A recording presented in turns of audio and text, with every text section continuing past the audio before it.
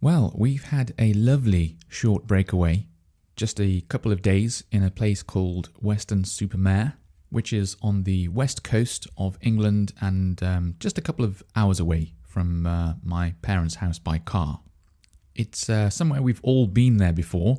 I've been many times. My wife has even been there once before when she came to England last time. And I suppose the reason we decided to go there again is it's familiar. I mean, my father's been going there since he was a little boy with his parents. It's easy to get to. Like I said, 2 hours, pretty quick. Simple journey, easy motorway journey. And they've even got a Wetherspoons hotel that you can stay at. And it's right on the seafront. I mean, you just have to go out of the doors, cross a road, and you're practically standing on the beach. So it is, if you've got a small child, pushchair, it's handy for those kind of things. Don't have to walk too far.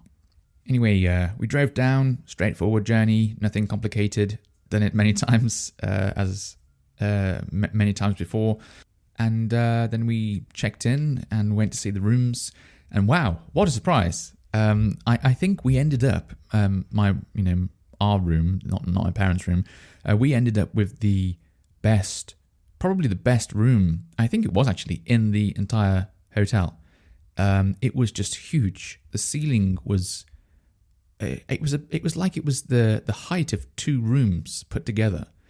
It really was tall. Massive windows. Great view of the sea and the pier in Weston-super-Mare. And just so much space. It really was an impressive room, and it had all this like decoration on the ceiling because it was a very old-fashioned building. I don't know how many years it's been there, hundreds of years, I should imagine. And they used to do loads of fancy decorating inside rooms years ago, and on the ceiling have all this like this plaster on the ceiling with these fancy shapes and such. And it was a really nice room indeed. So we were very lucky with that. My parents' room was still good, but not as good compared to this one. It was something special indeed. I don't know if my parents paid extra for this room, or maybe we just got lucky and got that room. I'm not too sure. But it had a bed in. It had two nice, comfy leather chairs by the window and a table there, so you could just sit there and enjoy the view. It had a big, 3-person sofa somewhere else, and then TV, desk, and all the regular stuff that you'd have in a hotel room. The only disappointing thing about it is that we wouldn't be able to spend too much time in there because we were only there for a single night. So it was a very short journey indeed. And when you get a room that good, you sort of want to stay in there a bit longer. But we wanted to get out and do things as quickly as possible. So we ended up going out to the beach, of course. The weather wasn't great. It was sort of sunny it was cloudy with bits of sunshine, I will say. Very windy. And we went down onto the beach, and I would say it was so windy that you're sort of worried about the sand, getting in your face, maybe going in your mouth or something like that. It was that windy. But we did walk across the beach a little bit and pull the pushchair across the beach, and go and look at the ocean and things like that. I don't know why, but I've always done that on my summer holidays, like when we've gone to the seaside. Like one of the first things we do is like, let's go and look at the beach. Let's go and see if the ocean's in or out. I don't know why.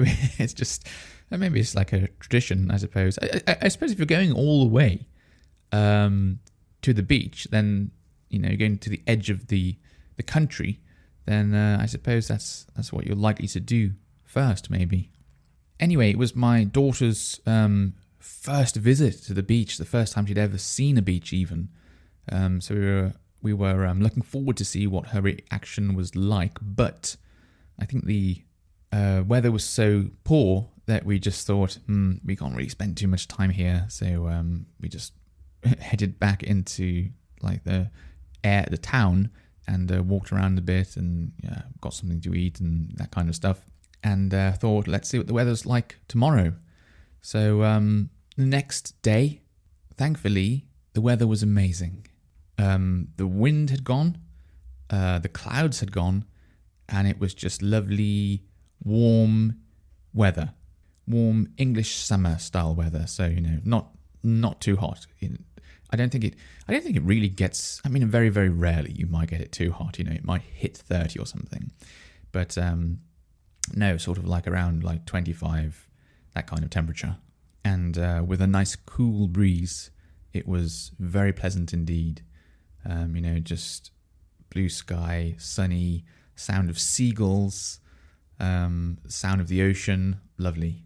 But before we set out, before we made our way to the beach, we had breakfast, of course, and since we were staying in a Wetherspoons hotel, Wetherspoons just being a popular chain of low-priced pubs over here in the UK. Since we were staying in a Wetherspoons hotel, we ordered some of their breakfasts, and we all had a full English breakfast, which, in case you don't know, means fried eggs, bacon. This is real English bacon, not like the US bacon or the Japanese bacon. We've got our bacon comes from like a different cut of the pig, different part of the pig, and it's thick.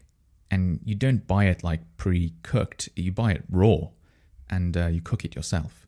I don't know what bacon's like in other parts of the world. I only know what it's like in the US and in Japan, where it's a very different thing indeed. In fact, it's so different, I'm going to say that's not actually bacon at all. It's certainly not what I know bacon to be.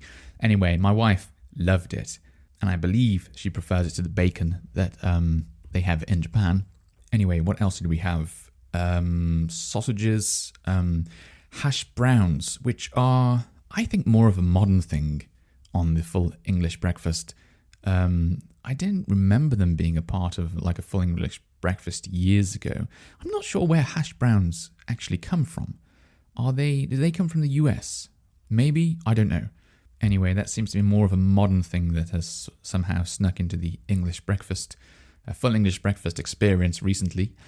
Hot buttered toast, baked beans, mushrooms, and grilled tomatoes. So yeah, quite a lot of food, quite a big portion, and we were all full, but really good actually. It's not good for your health, I don't think, but really good if you've got a full day of like doing some activity, and you want a good, fulfilling breakfast that will give you lots of energy. You certainly won't be hungry until lunchtime, maybe a little after lunchtime if you had a really big full English breakfast.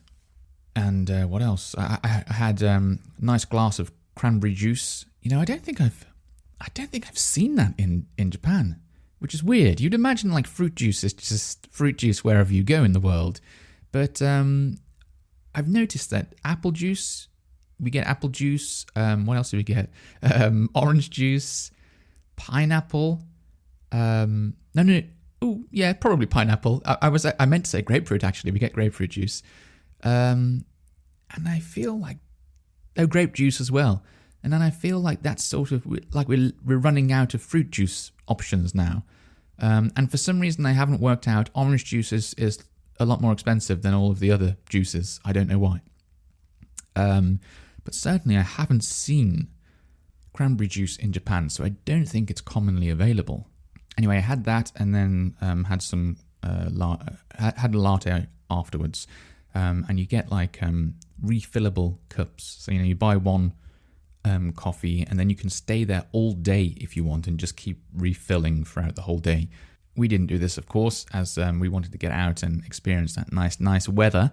So we were straight back onto the beach. My parents bought a bucket and spade for my daughter, like a little kit sort of thing that all comes together with a bucket, a spade, and some like molds, I guess. Like you put the sand in them and you turn them over, and you've got like a shape of a crab or something like that. I thought there wasn't too much point in doing this, because my daughter's so young, she can't really do any of this herself. But I think I just really wanted to see her, like playing a bit with this kind of stuff. It is really nice when you've got young children and you go on a family holiday to a beach or something like that, and the kids are just sitting there, playing with, entertaining themselves, playing with bucket and spade and stuff like that. I have very fond memories of doing the same thing when I was a child, going on family holidays in England and just playing on the beach. It was a much simpler time. No smartphones, no mobile phones, actually, if we go far back enough. And I remember things just feeling very peaceful and, just enjoying the weather. I seem to remember it being very good when I was younger, and the sound of the seagulls and the sound of the ocean. Anyway, back on the beach, because the weather was so nice, we could spend some more time there and give my daughter a proper introduction to the beach. So she was, we took her shoes and socks off so she could stand on the beach barefoot. And her reaction was quite amusing, like she's a big smile on her face, lots of laughter. Like she knew something was different, something like a new experience for her, I suppose. And she seemed to really enjoy it, which was great. So, short holiday, but really nice trip. Just wish we could have stayed there a bit longer, considering how good the weather was. But anyway, I've got some more holidays lined up during our 3-month stay here in England. So really looking forward to those, and very much looking forward to telling you about them as well. So until next time, bye-bye.